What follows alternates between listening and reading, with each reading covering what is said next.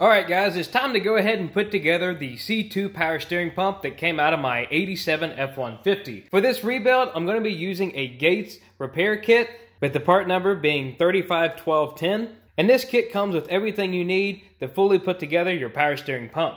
So let's get to it. I'm going to start with the power steering pump housing to get the brand new seal in place.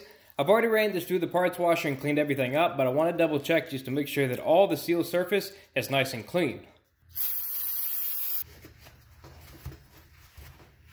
Inside of our kit, we have a shaft seal, and we also have a retainer as well. The shaft seal needs to be facing in this direction when we install it. And judging from the original seal that came off of here, we just want to press this thing that it is flush with the surface. We do not want to go any deeper because, as you can see there, we have an oil journal hole that helps squirt the pump shaft, and we need to have a little bit of clearance between it or else that journal gets blocked. And since this retainer is so thin, I don't think that hammering it on like we do with seals is going to work here, so I'm going to be using a C-clamp to help press this thing on. What I have is the power steering pump housing in here with a rag to protect the surface. I have a 1-inch socket that sits on the OD of the retainer, and I'm just slowly cranking it in so it'll fill the gap of the housing. There we go. Now while it has a little bit of a gap in there, it is fully seated on top of the seal. The disc spring is next, and we need to install it with the outer ends facing up. As you can see, it is a little bit bowed. And moving forward, I am using the Motorcraft Type F transmission and power steering fluid. That's what I'm going to be using to lubricate all of these items. I'm going to go ahead and lubricate this spring, and then place it down into the housing close enough to where the dowel pin holes are. Next up is the dowel pins. I'm going to go ahead and line the disc spring up with these dowel pins. Now we have the lower plate. There's 2 O-rings that go on this lower plate. One of them on the OD and one of them that sits on the ID. So I got the first O-ring all lubed up and stick it on the ID of the lower plate. Then we have the O-ring for the OD. Now this one is similar to the valve cover for the pump, but this one is much thicker. So just keep that in mind when you have this kit. Put a little ATF on this O-ring. I'm going to go ahead and add just a little bit of oil on the inside here. And now we install the lower plate in this orientation with the O-rings facing down. I'll also try to line up the dowel pins as well.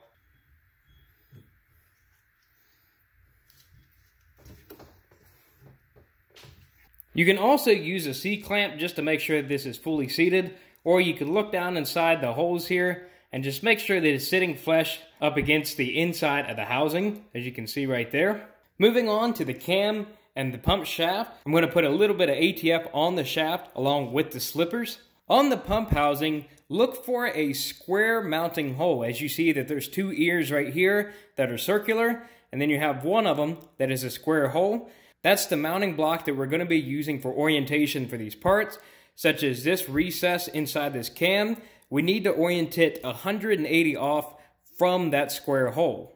So lining this up about 180 off, we're trying to get into the holes right here on the cam, not the oval holes, but the actual dowel pin holes.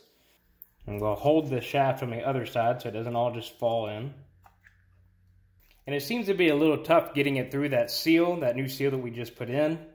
There we go. Finally pushed onto the dowels.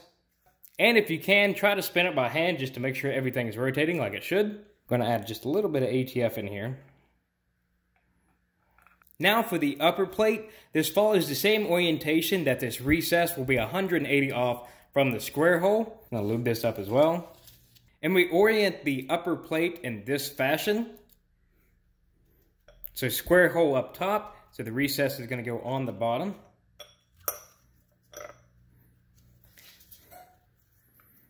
For the valve cover, make sure you still have the baffle in place and make sure that it is not loose when you're installing it. If it is loose, the manual suggests using some sort of grease to make sure it sits in place. And also go ahead and replace the O-ring that is on the OD. This is the thinner of the larger O-rings. Looking on the inside of the valve cover, you see the recessed pocket right here. We need to directly line that up with the upper plate on the inside of the housing. So grabbing these two here with this up top and installing it in this orientation.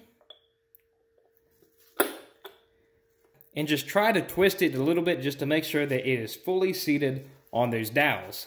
Now time to move over to the vise. If you haven't watched my teardown video, this is the setup that I used to clamp this all together so I can get the retaining ring out. We have to use the same method to get the retaining ring back in. So first thing we want to do is get it inside of a vise. I have it in an 8-inch C-clamp right now that is holding this together, pushing on the valve cover and a socket over top of the pump shaft. And I also have the access hole for the retaining ring facing towards me, so I actually know where it's at, so I know where to put the ends of the retaining ring. So with that, I'm going to get the retaining ring back in here by placing the end of the ring near the hole, but not having the ends at the hole.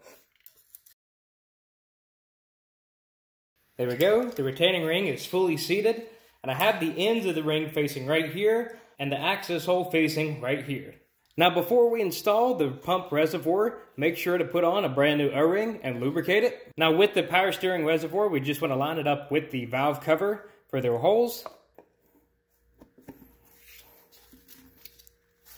And just make sure that it's fully seated all the way around. Then we can install the flow control spring,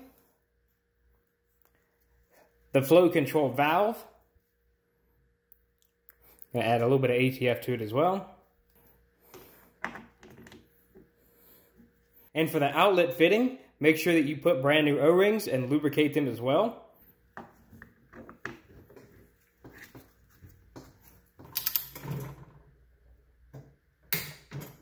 With the support bracket all nice and clean, we can install the power steering pump back into it. I'm going to add a dash of anti-seize to all these bolts as well, with the reservoir facing up towards the mounting bolts for the AC compressor.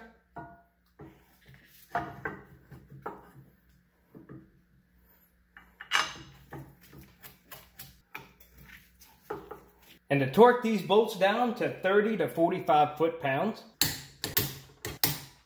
When trying to install the pulley, I noticed something that I cannot use on the Maddox pulley remover and installer set, the one that I used to pull it off in the first place. The problem with it is that it's too short, at least for mine anyways. I don't have that many threads to use on mine, so this one is too short. So what I had to end up doing was going to AutoZone to get the OEMTOOLS power steering pulley and remover and installer. This one actually has quite a long thread on here for this installer. The threads actually change right here, so you can see that there's quite a significant difference in terms of how many threads there are for the installer. So let's go ahead and get this pulley put on. Got my pulley all nice and cleaned up. Lubricate the tool as well. First you want to go ahead and thread the bolt in all the way as far as it'll go. And then for the installer, we'll just have to tighten it down and it'll start pushing the pulley on. Using a 16 and 21 millimeter wrench.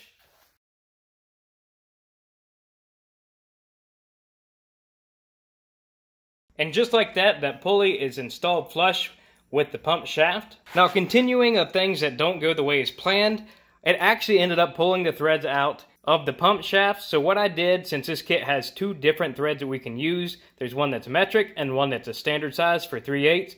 I got a tap and die kit out and tapped this hole for a 3/8 by 16 and ended up actually being able to use this puller and it pushed it the rest of the way down. So if you're in the same boat as me where it pulled the threads, consider tapping it and using the different thread. And that wraps up the video for my Ford power steering pump. As always, if you guys have any questions, comments, or concerns, please leave them below. If you'd like more videos like this, please subscribe.